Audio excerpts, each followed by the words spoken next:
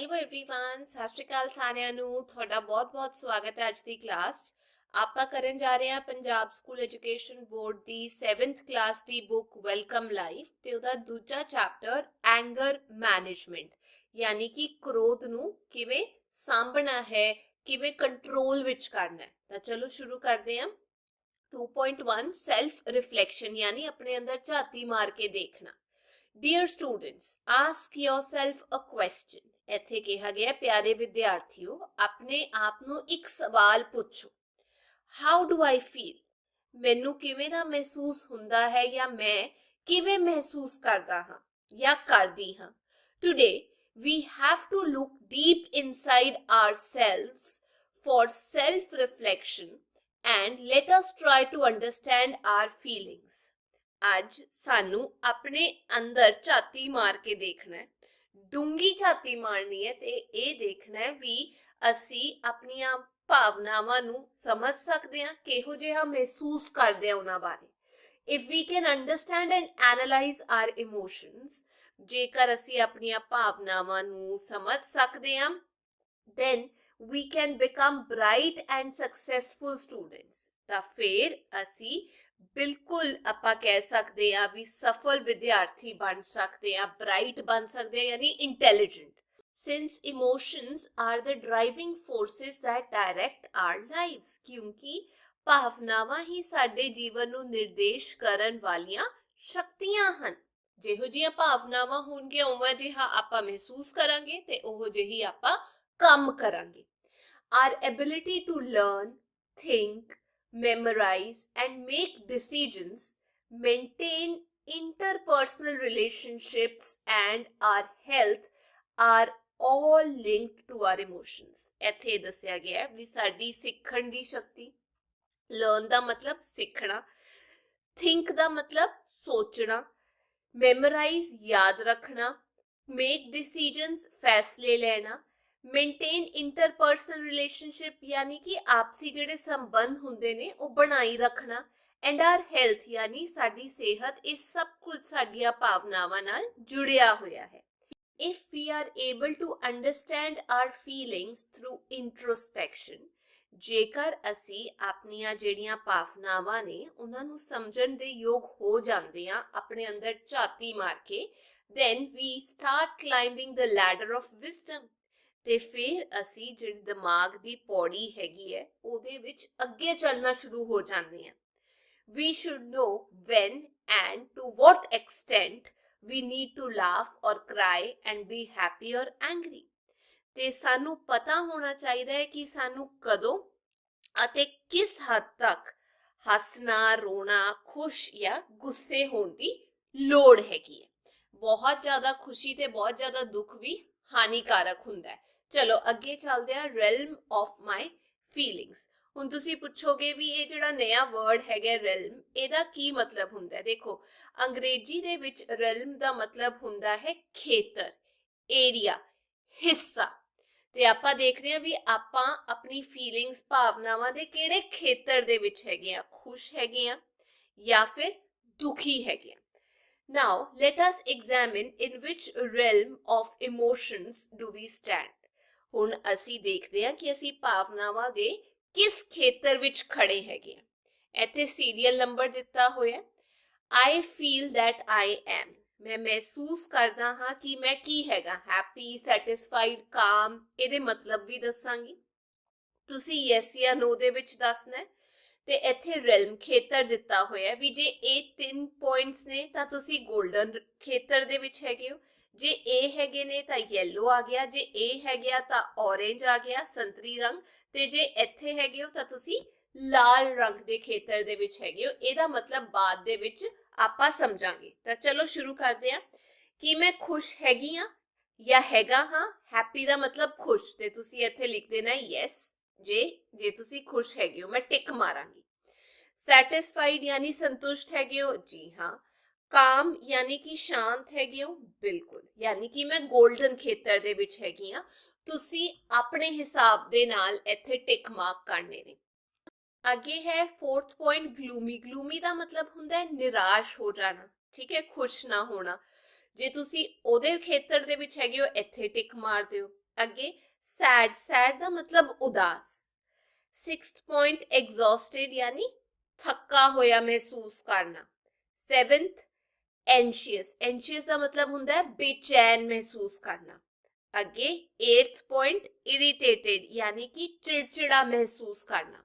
9th disturbed यानी कि परेशान रहना ज्यादातर। 10th very angry बहुत गुस्से दे विच रहना। 11th वेरी रेस्टलेस यानी कि बहुत ज्यादा बेचैन रहंदे हो तुसी। 12th आउट ऑफ कंट्रोल यानी कि वस तो बाहर हो जाते हो कई बार, ते तुसी इत्थे टिक मारना। हुण इत्थे दस्सिया गया the realm in which we have maximum yes we are in that same realm of emotions. ते मान लो तुसी एक टिक इत्थे मारिया, आपां इहनूं हटा दिंदे हां, ठीक है, ते 2 टिक ਇੱਥੇ ਮਾਰੇ यानी कि ਤੁਸੀਂ ऑरेंज realm ਦੇ ਵਿੱਚ ਆ ਜਾਓਗੇ।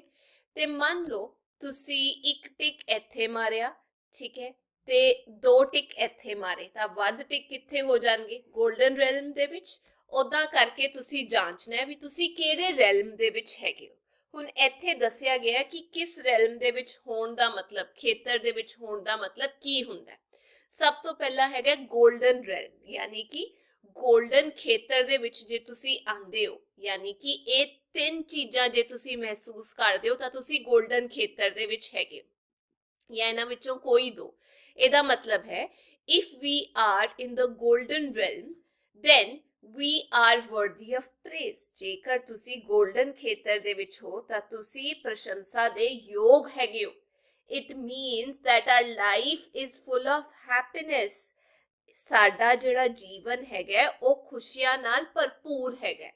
ਵੀ ਆਰ ਸੈਟਿਸਫਾਈਡ ਅਸੀਂ ਸੰਤੁਸ਼ਟ ਹਾਂ, ਕਾਮ ਅਸੀਂ ਸ਼ਾਂਤ ਹਾਂ, ਚੀਅਰਫੁਲ ਅਸੀਂ ਖੁਸ਼ ਰਹਿੰਦੇ ਹਾਂ, ਹਸਮੁਖ ਹਾਂ, ਜ਼ਿੰਦਗੀ ਨੂੰ ਖੁਸ਼ ਮਿਸਾਜੀ ਨਾਲ ਜਿੰਦੇ ਹਾਂ, ਐਂਡ ਰੈਡੀ ਟੂ ਸਟੱਡੀ ਤੇ ਅਸੀਂ ਪੜ੍ਹਨ ਲਈ ਬਿਲਕੁਲ ਤਿਆਰ ਹੈਗੇ ਹਾਂ।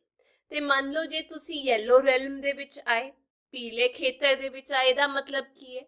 Yellow realm means we are a little gloomy। yellow ਖੇਤਰ ਦੇ ਵਿੱਚ ਆਉਣ ਦਾ ਮਤਲਬ ਆਪਾਂ ਥੋੜੇ ਜੇ ਉਦਾਸ ਹੈਗੇ ਆ, ਨਿਰਾਸ਼ ਹੈਗੇ ਆ। gloomy ਮਤਲਬ ਨਿਰਾਸ਼, ਉਦਾਸ, sad, dissatisfied ਅਸੰਤੁਸ਼ਟ ਹੈਗੇ ਆ, ਖੁਸ਼ ਨਹੀਂ ਹੈਗੇ ਆ, and exhausted यानी ਥੱਕਾ ਹੋਇਆ ਜ਼ਿਆਦਾ ਮਹਿਸੂਸ ਕਰਦੇ ਆ ਜਾਂ ਥੱਕ ਗਏ। ਤੀਜਾ orange realm यानी कि ਜੇ ਤੁਸੀਂ ਸੰਤਰੀ ਖੇਤਰ ਦੇ ਵਿੱਚ ਆਂਦੇ ਹੋ, orange realm means that we are very anxious। इसका मतलब है भी असी बहुत चिंतित हैगे आ, worried हैगे आ, बहुत ज़्यादा टेंशन लेंदे आ, very irritable बहुत ज़्यादा चिड़चिड़े रहंदे आ, and disturbed यानी कि परेशान रहंदे आ। आगे red realm, if we are in the red realm जेकर तुसी लाल खेतर दे विच पैंदे हो, then we are full of anger ਤੇ ਫਿਰ ਅਸੀਂ ਗੁੱਸੇ ਨਾਲ ਭਰੇ ਹੋਏ ਹਾਂ। ਵੈਰੀ ਇੰਪੇਸ਼ੈਂਟ ਬਹੁਤ ਆਪਾਂ ਕਹਿ ਸਕਦੇ ਹਾਂ ਬੇਬਸ ਮਹਿਸੂਸ ਕਰਦੇ ਹਾਂ ਜਾਂ ਆਪਾਂ ਬੇਸਬਰੇ ਹੋ ਜਾਂਦੇ ਹਾਂ। ਵੈਰੀ ਰੈਸਟਲੈਸ ਬਹੁਤ ਬੇਚੈਨ ਹੋ ਜਾਂਦੇ ਹਾਂ।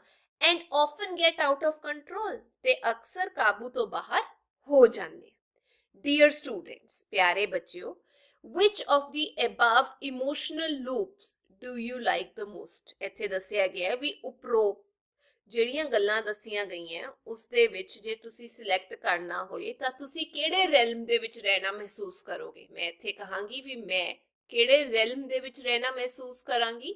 Golden. Would you like to control your emotions to be in your favorite emotional realm? ਕੀ ਤੁਸੀਂ ਆਪਣੇ ਮਨਪਸੰਦ ਰੈਲਮ ਖੇਤਰ ਦੇ ਵਿੱਚ ਰਹਿਣ ਲਈ ਆਪਣੀਆਂ ਭਾਵਨਾਵਾਂ ਨੂੰ ਕਾਬੂ ਵਿੱਚ ਕਰਨਾ ਚਾਹੋਗੇ? ਬਿਲਕੁਲ, ਤਾਂ ਕਿ ਤੁਹਾਡਾ ਗੁੱਸਾ ਵੀ ਕਾਬੂ ਵਿੱਚ ਰਹੇ ਤੇ ਤੁਸੀਂ ਖੁਸ਼ ਰਹੋ ਤੇ ਪੜ੍ਹਨ ਲਈ ਹਮੇਸ਼ਾ ਤਿਆਰ ਰਹੋ। ਅੱਗੇ ਚੱਲਦੇ ਹਾਂ 2.2 ਵੋਲਕੈਨੋ ਆਫ ਰੌਥ। ਰੌਥ ਦਾ ਮਤਲਬ ਹੁੰਦਾ ਹੈ ਗੁੱਸਾ, ਮਤਲਬ ਇਹ ਵੋਲਕੈਨੋ ਹੈਗਾ ਜਿਹੜਾ ਰੌਥ ਦਾ ਹੈਗਾ, ਗੁੱਸੇ ਦਾ ਹੈਗਾ। What do you see in the picture given below? ਇੱਥੇ ਪੁੱਛਿਆ ਗਿਆ ਵੀ ਹੇਠਾਂ ਦਿੱਤੀ ਤਸਵੀਰ ਵਿੱਚ ਤੁਸੀਂ ਕੀ ਦੇਖਦੇ ਹੋ? ਆ ਦੇਖੋ, ਮੈਂ ਦੇਖ ਰਹੀ ਹਾਂ ਵੀ ਇੱਥੇ ਲਾਲ ਰੰਗ ਹੈਗਾ ਗੁੱਸੇ ਦਾ ਤੇ ਇੱਥੇ ਗੁਬਾਰਾ ਜਿਹੜਾ ਹੈਗਾ ਗੁੱਸੇ ਦਾ ਫਟ ਰਿਹਾ ਵੋਲਕੈਨੋ ਵਿੱਚੋਂ। There is a volcano in the picture. ਤਸਵੀਰ ਵਿੱਚ ਇੱਕ ਜਵਾਲਾਮੁਖੀ ਹੈਗਾ ਹੈ। volcano ਨੂੰ ਪੰਜਾਬੀ ਵਿੱਚ ਜਵਾਲਾਮੁਖੀ ਕਹਿੰਦੇ ਆ। This is the volcano of wrath or anger। ਤੇ ਇਹ क्रोध या फिर गुस्से ਦਾ ਜਵਾਲਾਮੁਖੀ ਆ। ਦੇਖੋ ਲਾਲ ਲਾਲ ਰੰਗ। In this picture you can see green trees on the ground near the volcano। ਤੇ ਇਸ ਤਸਵੀਰ ਵਿੱਚ ਤੁਸੀਂ ਜਵਾਲਾਮੁਖੀ ਦੇ ਨੇੜੇ ਜ਼ਮੀਨ ਤੇ ਹਰੇ ਭਰੇ ਦਰਖਤ ਦੇਖ ਸਕਦੇ ਹੋ। ਆ ਦੇਖੋ ਹਰੇ ਭਰੇ ਦਰਖਤ ਹੈਗੇ ਨੇ। And a river flowing with clean water. ਤੇ ਇੱਕ ਤੁਸੀਂ ਸਾਫ਼ ਪਾਣੀ ਨਾਲ ਵਹਿ ਰਹੀ ਨਦੀ ਵੀ ਦੇਖ ਸਕਦੇ ਹੋ। These are the symbols of prosperity। ਤੇ ਇਹ ਖੁਸ਼ਹਾਲੀ ਦੇ ਪ੍ਰਤੀਕ ਹੈਗੇ ਨੇ। ਹਰਾ ਰੰਗ ਹੋ ਗਿਆ, ਪਾਣੀ ਹੋ ਗਿਆ, ਸ਼ਾਂਤੀ ਨਾਲ ਜਿਹੜਾ ਵਹਿ ਰਿਹਾ। That is why a smiling face has been shown। ਤਾਂ ਹੀ ਇੱਥੇ ਇੱਕ smiling face ਵੀ ਦਿਖਾਇਆ ਹੋਇਆ। ਚਲੋ ਅੱਗੇ ਚੱਲਦੇ ਹਾਂ। Next is a sad face which is in a state of restlessness and anger। ਅੱਗੇ ਇੱਕ ਉਦਾਸ ਚਿਹਰਾ ਹੈਗਾ ਜੋ ਬੇਚੈਨੀ ਤੇ ਗੁੱਸੇ ਦੀ ਹਾਲਤ ਵਿੱਚ ਹੈਗਾ। ਆ ਦੇਖੋ ਬੇਚੈਨ ਵੀ ਹੈਗਾ ਤੇ ਥੋੜਾ ਬਹੁਤ ਗੁੱਸਾ ਹੈਗਾ, ਜ਼ਿਆਦਾ ਗੁੱਸਾ ਨਹੀਂ ਹੈਗਾ। Dear students, it is normal if you get angry and sad sometimes। ਪਿਆਰੇ ਵਿਦਿਆਰਥੀ, ਜੇਕਰ ਤੁਸੀਂ ਕਦੇ-ਕਦੇ ਗੁੱਸੇ ਤੇ ਉਦਾਸ ਹੋ ਜਾਂਦੇ ਹੋ ਤਾਂ ਇਹ ਆਮ ਗੱਲ ਹੈ। ਠੀਕ ਹੈ, ਕੋਈ ਗੱਲ ਨਹੀਂ। ਅੱਗੇ ਚੱਲਦੇ ਹਾਂ। On the top there is a furious face near the volcanic eruption। ਤੇ ਅੱਗੇ ਜਾ ਕੇ ਜਵਾਲਾਮੁਖੀ ਦੇ ਨੇੜੇ ਤੁਸੀਂ ਦੇਖੋਗੇ ਗੁੱਸੇ ਵਾਲਾ ਚਿਹਰਾ। ਆ ਦੇਖੋ ਲਾਲ ਰੰਗ ਦੇ ਵਿੱਚ ਜਵਾਲਾਮੁਖੀ ਦੇ ਬਿਲਕੁਲ ਨੇੜੇ ਹੈਗਾ ਗੁੱਸੇ ਵਾਲਾ ਫੇਸ, ਹੈ ਕਿ ਨਹੀਂ? ਦੇਖਦੇ ਹਾਂ ਇਹਦੇ ਬਾਰੇ ਕੀ ਕਿਹਾ ਗਿਆ ਇੱਥੇ। When anger gets out of control, it erupts like a volcano। ਜਦੋਂ ਗੁੱਸਾ ਕਾਬੂ ਤੋਂ ਬਾਹਰ ਹੋ ਜਾਂਦਾ ਹੈ ਤਾਂ ਇਹ ਜਵਾਲਾਮੁਖੀ ਵਾਂਗ ਫਟਦਾ ਹੈ। Whenever a volcano erupts, it wreaks havoc and destroys everything around it। ਜਦੋਂ ਵੀ ਕੋਈ ਜਵਾਲਾਮੁਖੀ ਫਟਦਾ ਹੈ ਤਾਂ ਇਹ ਤਬਾਹੀ ਮਚਾ ਦਿੰਦਾ ਹੈ ਤੇ ਆਲੇ ਦੁਆਲੇ ਦੀ ਹਰ ਚੀਜ਼ ਨੂੰ ਤਬਾਹ ਕਰ ਦਿੰਦਾ ਹੈ। In the same way, anger eruptions also bring destruction। ਤੇ ਇਸੇ ਤਰ੍ਹਾਂ ਕ੍ਰੋਧ ਦੀ ਜਿਹੜੀ ਲਹਿਰ ਹੁੰਦੀ ਹੈ ਉਹ ਵੀ ਤਬਾਹੀ ਲੈ ਕੇ ਆਉਂਦੀ ਹੈ। As a result, physical health, mental health, family relationships, as well as social relationships all suffer by annoyance। ਤੇ ਗੁੱਸੇ ਕਰਕੇ ਆਪਾਂ ਇਹ ਕਹਿ ਸਕਦੇ ਹਾਂ ਵੀ ਇਹਦਾ ਨਤੀਜਾ ਇਹ ਹੁੰਦਾ ਹੈ ਵੀ ਜਿਹੜੀ ਸਾਡੀ ਸਰੀਰਿਕ ਸਿਹਤ ਹੈ, ਮਾਨਸਿਕ ਸਾਡੀ ਸਿਹਤ ਹੈਗੀ ਹੈ, ਪਰਿਵਾਰਕ ਜਿਹੜੇ ਰਿਸ਼ਤੇ ਹੈਗੇ ਨੇ ਤੇ ਨਾਲ ਦੀ ਨਾਲ ਜਿਹੜੇ ਸਾਡੇ ਸਮਾਜਿਕ ਰਿਸ਼ਤੇ ਹੈਗੇ ਨੇ ਉਹਨਾਂ ਵਿੱਚ ਵੀ ਮਤਮੁਟਾਵ ਆ ਜਾਂਦਾ ਹੈ ਤੇ ਉਹ ਵੀ ਸਾਰੇ ਪਰੇਸ਼ਾਨੀ ਦਾ ਸ਼ਿਕਾਰ ਹੋ ਜਾਂਦੇ ਨੇ। ਅੱਗੇ ਕੀ ਕਿਹਾ? So we must learn how to control our anger. ਤੇ ਇਸ ਲਈ ਸਾਨੂੰ ਆਪਣੇ ਗੁੱਸੇ ਨੂੰ ਕਾਬੂ ਕਰਨਾ ਸਿੱਖਣਾ ਚਾਹੀਦਾ ਹੈ। Otherwise the fuming wrath can turn into a volcano, leading to a gigantic mistake for which we may need to regret later।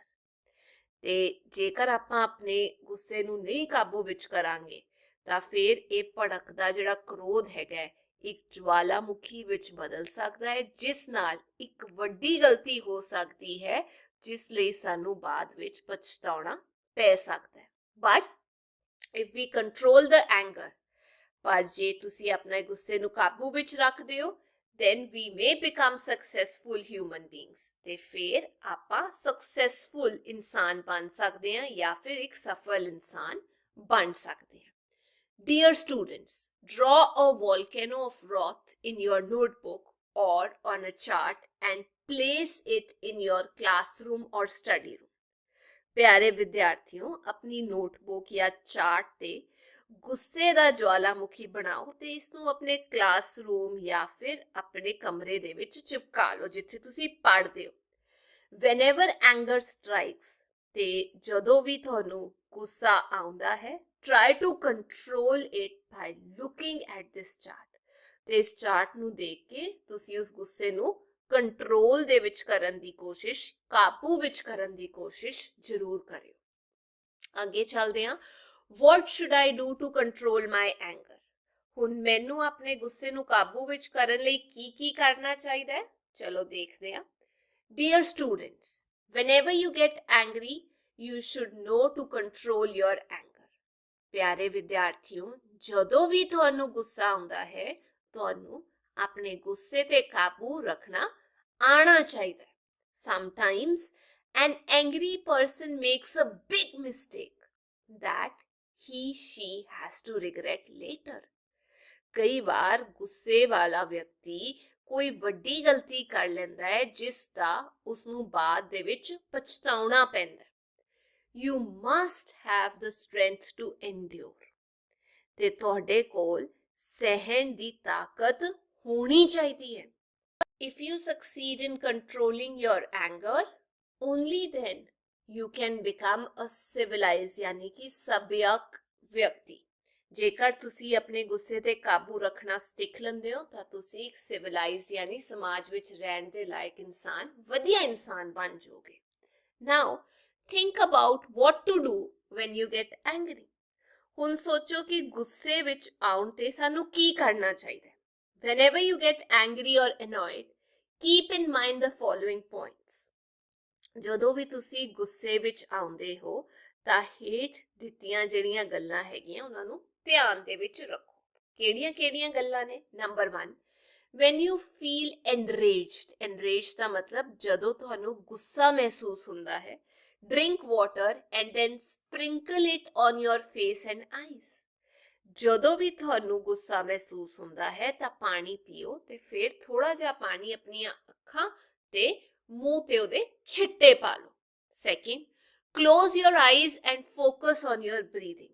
ਆਪਣੀਆਂ ਅੱਖਾਂ ਬੰਦ ਕਰੋ ਤੇ ਆਪਣੇ ਸਾਹ ਜਿਹੜਾ ਤੁਸੀਂ ਅੰਦਰ ਲੈ ਰਹੇ ਹੋ, ਬਾਹਰ ਛੱਡ ਰਹੇ ਹੋ, ਉਹਦੇ ਤੇ ਧਿਆਨ ਕਰੋ.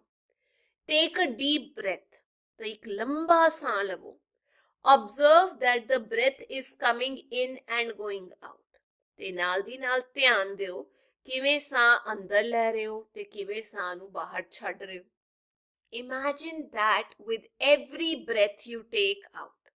ਤੇ ਇਹ ਗੱਲ ਕਲਪਨਾ ਕਰਨੀ ਹੈ ਜਦੋਂ ਵੀ ਤੁਸੀਂ ਸਾਹ ਬਾਹਰ ਛੱਡ ਰਹੇ ਹੋ, ਅੰਦਰ ਲੈ ਰਹੇ ਹੋ.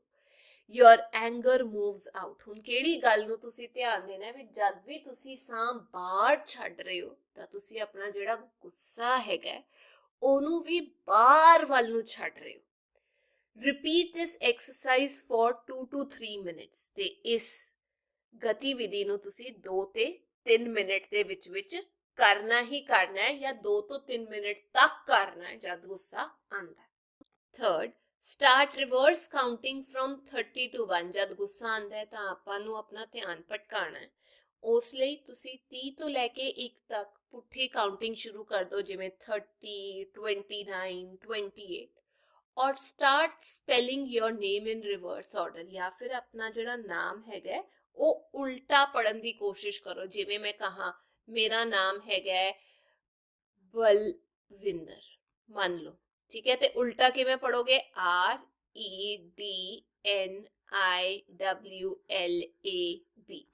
ਠੀਕ ਹੈ, ਤੇ ਇਹ ਪੁੱਠਾ ਪੜਨ ਦੀ ਤੁਸੀਂ ਦਿਮਾਗ ਦੇ ਵਿੱਚ ਹੀ ਕੋਸ਼ਿਸ਼ ਕਰਨੀ ਹੈ ਏਦਾਂ ਕਰਕੇ. ਅੱਗੇ ਚੱਲਦੇ ਹਾਂ. Create a peace corner in your classroom, school or home where you can feel at ease or relax. ਆਪਣੇ ਕਲਾਸਰੂਮ ਦੇ ਵਿੱਚ, ਸਕੂਲ ਦੇ ਵਿੱਚ ਜਾਂ ਘਰ ਦੇ ਵਿੱਚ ਇੱਕ ਸ਼ਾਂਤੀ ਵਾਲਾ ਕੋਣਾ ਬਣਾ ਲਓ ਜਿੱਥੇ ਜਾ ਕੇ ਤੁਹਾਨੂੰ ਆਰਾਮ ਮਹਿਸੂਸ ਹੁੰਦਾ ਹੈ. Go to this corner and do whatever you like to relieve stress. ਤੇ ਤੁਸੀਂ ਇਸ ਕੋਨੇ ਤੇ ਜਾਓ ਤੇ ਆਪਣਾ ਗੁੱਸੇ ਨੂੰ ਠੰਡਾ ਕਰਨ ਲਈ ਜੋ ਵੀ ਤੁਹਾਡਾ ਚਿੱਤ ਕਰਦਾ ਹੈ ਉਹ ਕਰੋ. Like drawing a picture. ਉਸ ਕੋਨੇ ਦੇ ਵਿੱਚ ਜਾ ਕੇ ਤੁਸੀਂ ਇੱਕ ਪਿਕਚਰ ਬਣਾ ਸਕਦੇ ਹੋ. Drawing a cartoon. ਇੱਕ ਕਾਰਟੂਨ ਬਣਾ ਸਕਦੇ ਹੋ. Writing down your feelings on a piece of paper. ਜਾਂ ਫਿਰ ਆਪਣੀਆਂ ਭਾਵਨਾਵਾਂ ਨੂੰ ਕਾਗਜ਼ ਦੇ ਇੱਕ ਟੁਕੜੇ ਤੇ ਲਿਖ ਸਕਦੇ ਹੋ. And tearing it of. ਤੇ ਉਸ ਤੋਂ ਬਾਅਦ ਉਸਨੂੰ ਫਾੜ ਸਕਦੇ ਹੋ. ਔਰ ਡੂਇੰਗ ਐਨ ਐਕਸਰਸਾਈਜ਼. ਜਾਂ ਉਸ ਕੋਨੇ ਦੇ ਵਿੱਚ ਜਾ ਕੇ ਤੁਸੀਂ ਕੋਈ ਕਸਰਤ ਕਰ ਸਕਦੇ ਹੋ. Fifth, consult your teacher or any senior in your family to take assistance for anger management. ਤੇ ਜੇ ਤੁਹਾਡਾ ਗੁੱਸਾ ਤੁਹਾਡੇ ਵੱਸ ਦੇ ਵਿੱਚ ਨਹੀਂ ਹੈਗਾ ਤਾਂ ਗੁੱਸੇ ਨੂੰ ਕੰਟਰੋਲ ਕਰਨ ਦੇ ਵਿੱਚ ਤੁਹਾਡੇ ਅਧਿਆਪਕ ਜਾਂ ਘਰ ਦਾ ਕੋਈ ਵੱਡਾ ਮੈਂਬਰ ਜਿਹੜਾ ਹੈ ਉਹ ਤੁਹਾਡੀ ਮਦਦ ਕਰ ਸਕਦਾ ਹੈ. ਅੱਗੇ ਚੱਲਦੇ ਆ 2.3. What is correct? ਸਹੀ ਕੀ ਹੈ? ਹੁਣ ਇੱਥੇ ਸਾਨੂੰ ਸਿਚੁਏਸ਼ਨ ਦਿੱਤੀ ਹੋਈ ਹੈ, ਇੱਥੇ ਸਥਿਤੀਆਂ ਦਿੱਤੀਆਂ ਹੋਈਆਂ। ਹਾਊ ਡੂ ਆਈ ਰਿਐਕਟ, ਤੇ ਮੈਂ ਕਿਵੇਂ ਰਿਐਕਟ ਕਰਾਂਗਾ, ਕੀ ਕਰਾਂਗਾ। ਟਿਕ ਦੀ ਆਪਸ਼ਨ ਦੈਟ ਇਜ਼ ਕਰੈਕਟ, ਉਸ ਤੇ ਟਿਕ ਮਾਰੋ ਜੋ ਸਹੀ ਹੈਗਾ। ਹਾਊ ਸ਼ੁਡ ਆਈ ਰਿਐਕਟ, ਮਤਲਬ ਮੈਂ ਕਿਵੇਂ ਰਿਐਕਟ ਕਰਦਾ ਹਾਂ ਤੇ ਮੈਨੂੰ ਕਿਵੇਂ ਰਿਐਕਟ ਕਰਨਾ ਚਾਹੀਦਾ ਹੈ, ਉਹ ਦੋਨੋਂ ਗੱਲਾਂ ਇੱਥੇ ਦਿੱਤੀਆਂ ਹੋਈਆਂ। ਚਲੋ ਸ਼ੁਰੂ ਕਰਦੇ ਹਾਂ। ਸਭ ਤੋਂ ਪਹਿਲਾਂ ਇੱਕ ਸਿਚੁਏਸ਼ਨ ਜਾਂ ਸਥਿਤੀ ਦਿੱਤੀ ਹੋਈ ਹੈ, when someone scolds me, ਜਦੋਂ ਕੋਈ ਮੈਨੂੰ ਝਿੜਕਦਾ ਹੈ ਜਾਂ ਫਿਰ ਗੁੱਸੇ ਹੁੰਦਾ, ਤੇ ਮੈਂ ਕਿਵੇਂ ਰਿਐਕਟ ਕਰਦਾ ਉਹ ਇੱਥੇ ਦੱਸਿਆ ਹੋਇਆ। I argue further, ਮੈਂ ਅੱਗੇ ਬਹਿਸ ਕਰਦਾ। I get irritated, ਤੇ ਮੈਂ ਚਿੜਚਿੜਾ ਮਹਿਸੂਸ ਕਰਦਾ। I deliberately make more mistakes, ਤੇ ਫਿਰ ਮੈਂ ਜਾਣ-ਬੁੱਝ ਕੇ ਹੋਰ ਗਲਤੀਆਂ ਕਰਦਾ। I start crying, ਮੈਂ ਰੋਣਾ ਸ਼ੁਰੂ ਕਰ ਦਿੰਦਾ ਜਾਂ ਕਰ ਦਿੰਦੀ ਹਾਂ। Silently I endure being miserable, ਤੇ ਚੁੱਪਚਾਪ ਮੈਂ ਦੁਖੀ ਅੰਦਰ ਹੀ ਅੰਦਰ ਹੁੰਦਾ ਰਹਿੰਦਾ, ਮਹਿਸੂਸ ਕਰਦਾ ਰਹਿੰਦਾ ਜਾਂ ਕਰਦੀ ਰਹਿੰਦੀ ਹਾਂ। ਹੁਣ ਸਾਨੂੰ ਕਰਨਾ ਕੀ ਚਾਹੀਦਾ ਹੈ ਜਦ ਸਾਨੂੰ ਝਿੜਕਾਂ ਪੈਂਦੀਆਂ ਕਿਸੇ ਤੋਂ, ਕੁਝ ਗਲਤ ਜੇ ਆਪਾਂ ਕੀਤਾ ਹੁੰਦਾ। ਪਹਿਲੀ ਗੱਲ ਜੋ ਤੁਸੀਂ ਕਰ ਸਕਦੇ ਹੋ, I apologize for my mistake, ਮੈਂ ਆਪਣੀ ਗਲਤੀ ਲਈ ਮੁਆਫੀ ਮੰਗਦਾ ਹਾਂ ਜਾਂ ਮੰਗਦੀ ਹਾਂ। I promise not to repeat the mistake, ਤੇ ਮੈਂ ਉਸਨੂੰ ਨਾ ਦੁਹਰਾਉਣ ਦਾ ਵਾਅਦਾ ਕਰਦਾ ਹਾਂ। When his her anger subsides, I clarify my perspective, ਜਦੋਂ ਜੋ ਬੰਦਾ ਗੁੱਸਾ ਕਰ ਰਿਹਾ ਉਹਦਾ ਗੁੱਸਾ ਘੱਟ ਹੋ ਜਾਂਦਾ ਹੈ, ਸ਼ਾਂਤ ਹੋ ਜਾਂਦਾ। ਸਬਸਾਈਡ ਦਾ ਮਤਲਬ ਘੱਟ ਹੋ ਜਾਂਦਾ। ਫਿਰ ਉਸ ਤੋਂ ਬਾਅਦ ਮੈਂ ਆਪਣਾ ਜਿਹੜੀ ਸੋਚ ਹੈਗੀ ਹੈ ਉਹ ਅਗਲੇ ਬੰਦੇ ਨੂੰ ਸਮਝਾਉਂਦਾ, ਕਿਉਂਕਿ ਗੁੱਸੇ ਵਿੱਚ ਸਮਝਾਇਆ ਹੋਇਆ ਤਾਂ ਕੁਝ ਸਮਝ ਨਹੀਂ ਆਏਗਾ ਬੰਦੇ ਨੂੰ। ਅੱਗੇ ਚੱਲਦੇ ਹਾਂ, ਦੂਜੀ ਸਿਚੁਏਸ਼ਨ ਹੈਗੀ ਹੈ when I am jealous or angry with someone, ਜਦੋਂ ਮੈਂ ਕਿਸੇ ਨਾਲ ਆਪਾਂ ਕਹਿ ਸਕਦੇ ਹਾਂ ਗੁੱਸਾ ਹੋ ਜਾਂਦਾ ਜਾਂ ਫਿਰ ਈਰਖਾ ਰੱਖਦਾ। ਮੈਂ ਕਿਵੇਂ ਰਿਐਕਟ ਕਰਦਾ? I try to harm, hurt him, her, ਤੇ ਮੈਂ ਉਸ ਨੂੰ ਨੁਕਸਾਨ ਪਹੁੰਚਾਉਣ ਦੀ ਕੋਸ਼ਿਸ਼ ਕਰਦਾ ਹਾਂ। I provoke him, her to commit some mistake, ਮੈਂ ਉਸ ਨੂੰ ਉਂਗਲੀ ਲਾਉਂਦਾ ਵੀ ਉਹ ਕੋਈ ਗਲਤੀ ਕਰੇ। I try to tarnish his, her image, ਜਦੋਂ ਮੈਨੂੰ ਕਿਸੇ ਨਾਲ ਈਰਖਾ ਹੁੰਦੀ ਹੈ, ਗੁੱਸਾ ਆਉਂਦਾ ਤਾਂ ਫਿਰ ਮੈਂ ਉਸ ਬੰਦੇ ਦੀ ਜਿਹੜੀ ਇਮੇਜ ਬਣੀ ਹੋਈ ਹੈ ਕਿ ਉਹ ਬੰਦਾ ਇਹੋ ਜਿਹਾ, ਉਹਨੂੰ ਖਰਾਬ ਕਰਨ ਦੀ ਕੋਸ਼ਿਸ਼ ਕਰਦਾ, ਯਾਨੀ ਚੁਗਲੀ ਕਰਨ ਦੀ ਕੋਸ਼ਿਸ਼ ਕਰਦਾ ਜਾਂ ਕਰਦੀ। ਪਰ ਤੁਹਾਨੂੰ ਕੀ ਕਰਨਾ ਚਾਹੀਦਾ ਇੱਥੇ ਲਿਖਿਆ, I try to improve myself by imitating his, her good habits, ਜੇ ਮੈਨੂੰ ਕਿਸੇ ਨਾਲ ਜੈਲਸੀ ਹੈ, ਈਰਖਾ ਹੈਗੀ ਹੈ ਵੀ ਉਹ ਜ਼ਿਆਦਾ ਵਧੀਆ ਹੈ, ਤਾਂ ਉਹਦੀ ਚੁਗਲੀ ਨਾ ਕਰਕੇ ਮੈਂ ਉਹਦੇ ਜਿਹੜੇ ਵਧੀਆ ਪੁਆਇੰਟ ਨੇ ਉਹਨੂੰ ਆਪਣੇ ਅੰਦਰ ਲਿਆਉਣ ਦੀ ਕੋਸ਼ਿਸ਼ ਕਰਦਾ ਜਾਂ ਕਰਦੀ ਹਾਂ। I discuss this with someone else, ਤੇ ਮੈਂ ਇਸ ਬਾਰੇ ਕਿਸੇ ਹੋਰ ਨਾਲ ਵੀ ਚਰਚਾ ਕਰਦਾ ਹਾਂ ਜਾਂ ਕਰਦੀ ਹਾਂ ਕਿ ਮੈਨੂੰ ਕਿਵੇਂ ਉਸ ਬੰਦੇ ਵਾਂਗ ਬਣਨਾ ਚਾਹੀਦਾ। ਅੱਗੇ when I get angry at someone because of his, her misbehavior, ਜਦੋਂ ਮੈਨੂੰ ਕਿਸੇ ਤੇ ਗੁੱਸਾ ਆਉਂਦਾ ਹੈ ਕਿਉਂਕਿ ਉਹ ਦੁਰਵਿਵਹਾਰ ਕਰ ਰਿਹਾ ਸੀ ਬੰਦਾ ਮੇਰੇ ਨਾਲ, ਤਾਂ ਮੈਂ ਕੀ ਕਰਨਾ? I start fighting, arguing and scolding him, her, ਮੈਂ ਉਸ ਨਾਲ ਲੜਨਾ, ਬਹਿਸ ਕਰਨਾ ਤੇ ਉਸਨੂੰ ਝਿੜਕਣਾ ਸ਼ੁਰੂ ਕਰ ਦਿੰਦਾ। I stop talking and start ignoring him, her, ਹਿਮ ਦਾ ਮਤਲਬ ਮੁੰਡਾ, ਹਰ ਦਾ ਮਤਲਬ ਕੁੜੀ, ਤੇ ਮੈਂ ਉਸ ਨਾਲ ਬੋਲਣਾ ਬੰਦ ਕਰ ਦਿੰਦਾ, ਉਸਨੂੰ ਇਗਨੋਰ ਕਰਨਾ ਸ਼ੁਰੂ ਕਰ ਦਿੰਦਾ, ਜਿਵੇਂ ਉਹ ਮਤਲਬ ਅਣਦੇਖਾ ਜਿਹਾ ਆਪਾਂ ਕਰ ਦਿੰਦੇ ਆ ਵੀ ਤੂੰ ਹੈ ਹੀ ਨਹੀਂ ਇੱਥੇ। ਪਰ ਸਾਨੂੰ ਕੀ ਕਰਨਾ ਚਾਹੀਦਾ? I humbly try to correct him, her, ਮੈਂ ਨਿਮਰਤਾ ਨਾਲ ਉਸਨੂੰ ਠੀਕ ਕਰਨ ਦੀ ਕੋਸ਼ਿਸ਼ ਕਰਦਾ ਕਿ ਏਦਾਂ ਨਹੀਂ, ਏਦਾਂ ਬਿਹੇਵ ਕਰਨਾ ਚਾਹੀਦਾ ਸੀ, ਪਰ ਜਦੋਂ ਉਹਦਾ ਗੁੱਸਾ ਠੀਕ ਹੋ ਜਾਏ। I try to find out the reason for his, her misbehavior, ਤੇ ਮੈਂ ਉਸਦੇ ਇਸ ਦੁਰਵਿਵਹਾਰ ਦਾ ਕਾਰਨ ਜਾਣਨ ਦੀ ਕੋਸ਼ਿਸ਼ ਕਰਦਾ ਕਿ ਉਹ ਦੁਬਾਰਾ ਨਾ ਦੁਹਰਾਇਆ ਜਾਏ। I consult an elder for advice, ਤੇ ਮੈਂ ਵੱਡਿਆਂ ਦੀ ਸਲਾਹ ਵੀ ਲੈਣ ਦੀ ਕੋਸ਼ਿਸ਼ ਕਰਦਾ ਵੀ ਇਸ ਟਾਈਮ ਤੇ ਮੈਨੂੰ ਕੀ ਕਰਨਾ ਚਾਹੀਦਾ ਹੈ, ਕੀ ਹੋਣਾ ਚਾਹੀਦਾ। ਠੀਕ ਹੈ, ਅੱਗੇ ਚੱਲਦੇ ਹਾਂ। when I do not want to study and I am forced to attend the class, ਜਦੋਂ ਮੈਂ ਪੜ੍ਹਨਾ ਨਹੀਂ ਚਾਹੁੰਦਾ ਤੇ ਮੈਨੂੰ ਕਲਾਸ ਵਿੱਚ ਹਾਜ਼ਰ ਹੋਣ ਲਈ ਮਜਬੂਰ ਕੀਤਾ ਜਾਂਦਾ ਵੀ ਨਹੀਂ ਨਹੀਂ ਪੜ੍ਹਨਾ ਹੀ ਪੜ੍ਹਨਾ, ਤੇ ਮੈਂ ਕੀ ਕਰਦਾ? ਆ ਦੇਖੋ ਇੱਥੇ ਦੱਸਿਆ, ਤੁਸੀਂ ਇਹ ਕਰਦੇ ਹੋਣੇ। I try to disrupt the discipline and the peaceful atmosphere of the classroom. मैं classroom ਦੇ ਜਿਹੜੇ ਅਨੁਸ਼ਾਸਨ ਤੇ ਸ਼ਾਂਤੀਪੂਰਵਕ ਮਾਹੌਲ ਹੈਗਾ ਉਸਨੂੰ ਭੰਗ ਕਰਨ ਦੀ ਕੋਸ਼ਿਸ਼ ਕਰਦਾ ਕੋਈ ਨਾ ਕੋਈ ਹਰਕਤ ਕਰਕੇ। I disturb my classmates, ਮੈਂ ਆਪਣੇ ਸਹਿਪਾਠੀਆਂ ਨੂੰ ਪਰੇਸ਼ਾਨ ਕਰਦਾ ਵੀ ਉਹ ਕਿਉਂ ਪੜ੍ਹ ਰਹੇ ਨੇ। I argue with the teacher, ਜੇ ਪੜ੍ਹਨ ਦਾ ਚਿੱਤ ਨਹੀਂ ਹੈ ਤਾਂ ਮੈਂ ਆਪਣੇ ਅਧਿਆਪਕ ਨਾਲ ਬਹਿਸ ਕਰਨੀ ਸ਼ੁਰੂ ਕਰ ਦਿੰਦਾ। I do not work and make false excuses, ਤੇ ਮੈਂ ਕੰਮ ਨਹੀਂ ਕਰਦਾ ਤੇ ਝੂਠੇ ਜੇ ਬਹਾਨੇ ਮਾਰਨ ਦੀ ਕੋਸ਼ਿਸ਼ ਕਰਦਾ ਜਾਂ excuses ਦਿੰਦਾ। ਪਰ ਸਾਨੂੰ ਕਰਨਾ ਕੀ ਚਾਹੀਦਾ ਹੈ? I focus on learning by exercising self control, ਮੇਰਾ ਚਿੱਤ ਨਹੀਂ ਹੈ ਪਰ ਫਿਰ ਵੀ ਮੈਂ ਆਪਣੇ ਆਪ ਨੂੰ ਸਵੈ ਅਨੁਸ਼ਾਸਿਤ ਕਰਕੇ ਅਭਿਆਸ ਕਰਨਾ ਵੀ ਕੁਝ ਨਵਿਆਂ ਸਿੱਖਾ ਜਾਏ ਤੇ ਉਹਦੇ ਤੇ ਧਿਆਨ ਦਿੱਤਾ ਜਾਏ। I abandon ਛੱਡ ਦਿੰਦਾ the habit of making false excuses, ਤੇ ਮੈਂ ਝੂਠੇ ਬਹਾਨੇ ਜਿਹੜੇ ਹੈਗੇ ਨੇ ਉਹ ਬਣਾਉਣ ਦੀ ਜਿਹੜੀ ਆਦਤ ਹੈ ਉਹਨੂੰ ਛੱਡ ਦਿੰਦਾ ਤੇ ਛੱਡ ਦਿੱਤੀ ਹੈ। I fix my goal for life and work hard to achieve it, ਤੇ ਮੈਂ ਜ਼ਿੰਦਗੀ ਲਈ ਆਪਣਾ ਇੱਕ ਗੋਲ ਬਣਾਉਂਦਾ ਵੀ ਇਹ ਮੇਰਾ ਗੋਲ ਹੈਗਾ ਤੇ ਉਹਨੂੰ ਹਾਸਲ ਕਰਨ ਲਈ ਬਹੁਤ ਜੀ ਤੋੜ ਮਿਹਨਤ ਕਰਦਾ। ਠੀਕ ਹੈ ਬੇਟਾ, ਅੱਗੇ ਚੱਲਦੇ ਹਾਂ। ਇੱਥੇ ਦਿੱਤੀ ਹੋਈ ਹੈ ਇੱਕ interesting exercise, draw a picture of your mood to show your state of mind, ਤੁਸੀਂ ਇੱਕ ਤਸਵੀਰ ਬਣਾਣੀ ਹੈ ਆਪਣਾ state of mind ਦੱਸਦੇ ਹੋਏ ਵੀ ਤੁਸੀਂ ਕਿਸ ਸਥਿਤੀ ਦੇ ਵਿੱਚ ਹੈਗੇ ਹੋ। ਤੇ ਮੈਂ ਇੱਥੇ ਬਣਾਤੀ ਇੱਕ ਖੁਸ਼ ਮਿਸਾਜ ਜੀ ਸ਼ਕਲ। ਠੀਕ ਹੈ, ਤੇ ਮੰਨ ਲਓ ਅਗਲਾ ਕੁਐਸਚਨ ਹੈਗਾ draw a cartoon to show angry face, ਵੀ ਜਿਹੜਾ ਗੁੱਸੇ ਵਾਲਾ ਫੇਸ ਹੁੰਦਾ ਹੈ ਉਹਦਾ ਤੁਸੀਂ ਇੱਕ ਕਾਰਟੂਨ ਬਣਾਣਾ ਹੈ।